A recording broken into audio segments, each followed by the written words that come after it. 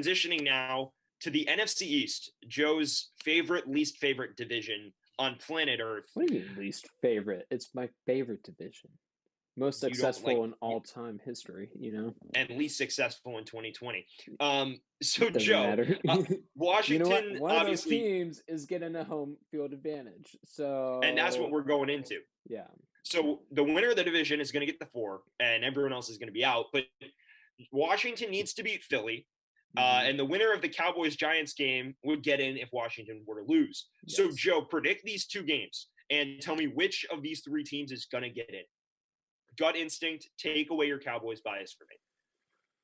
Okay, let's start with the they're both important, obviously, but let's start with, my Cowboys and the Giants. If you don't know this, Cowboys were probably the 31st ranked defense in the league 3 weeks ago when it came to turnovers.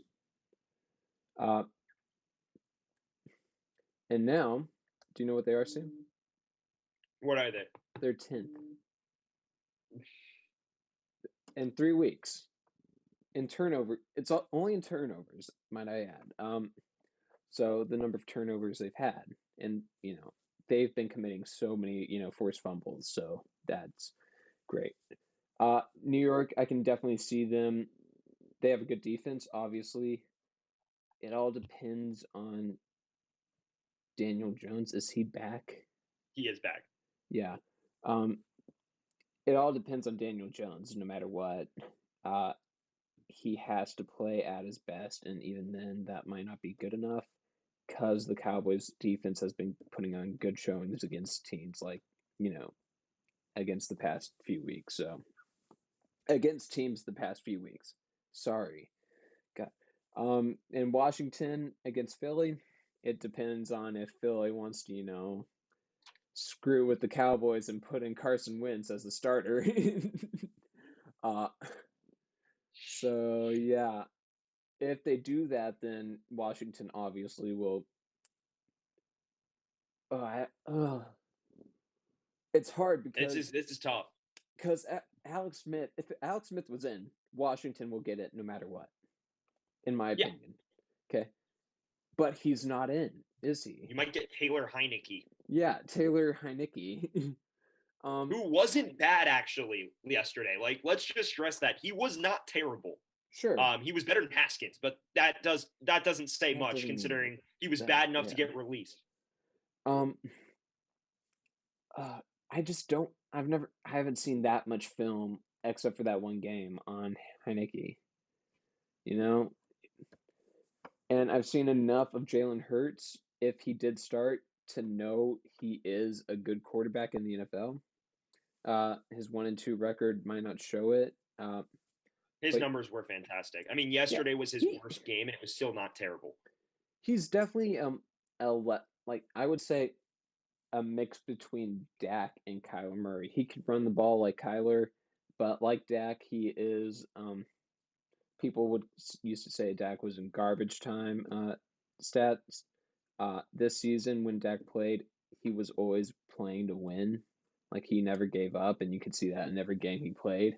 So I wouldn't consider those as garbage time, but Jalen Hurts' recent games and his 2 losses were definitely garbage. There was no way. I mean, when you're down 20 the Cardinals gave me a shot for a while. But when you're down 20 in the fourth quarter against the Cowboys, I mean, he got 100 yards down 20. I mean, yeah. He also doesn't do what Dak Prescott does, and that is get touchdowns. But that's for another episode, I guess. But yeah, so if Carson Wentz starts, then Washington. If Jalen Hurts starts, Philly, and then Cowboys if Daniel Jones plays like his normal self. I've got, regardless of who starts, I think Washington wins that game. I think you saw the Cowboys pass rush really wreaked havoc on Philly. Hurts struggled, especially late. Washington's pass rush is even better. Their secondary is better. I think that Jalen Hurts is going to have a good game, but it's not going to be enough. And I think maybe there's more film on how to contain him than there was a week ago. I think Washington survives in like some crazy like 9-7 game. Like I'm talking like a trash defensive slugfest. Like I don't think you're going to see either offense go off. On the flip side, I have the Cowboys also winning. I think you guys are playing phenomenal football right now. Yeah. Granted, the teams you've played haven't been great, but you're playing another not great team. I think Daniel Jones, even if he plays above his normal level, I don't see the Giants winning that game. I think Dalton has really found a chemistry with some of those receivers. Honestly, all three of them at this point, they've all kind of shined in recent weeks.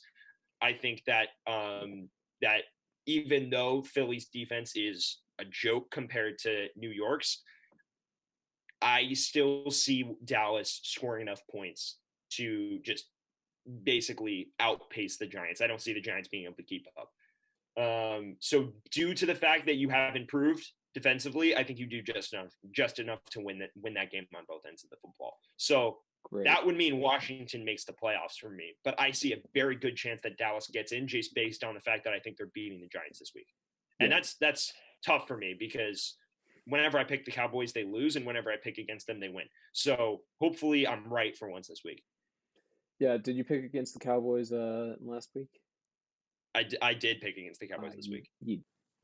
I thought Hurts was going to rip you to shreds. He got 400 yards. He didn't put on in the first half. He was a lot better. Yeah. No, I mean that's the thing. Like, I don't know if you've seen his numbers, but he has like 58.3 QBR in the second half of the 3 games he's played. Yeah, and he was actually pretty bad in the second half. Like I watched the beginning and he looked unstoppable. Second half, you got to him a lot. The O-line wore down and he turned it over 2 times in like the last 10 minutes. Hey y'all, thank you everyone for watching. If you want to see our last video, click here. If you want to see our next video, click here. And if you want to subscribe, click on my face.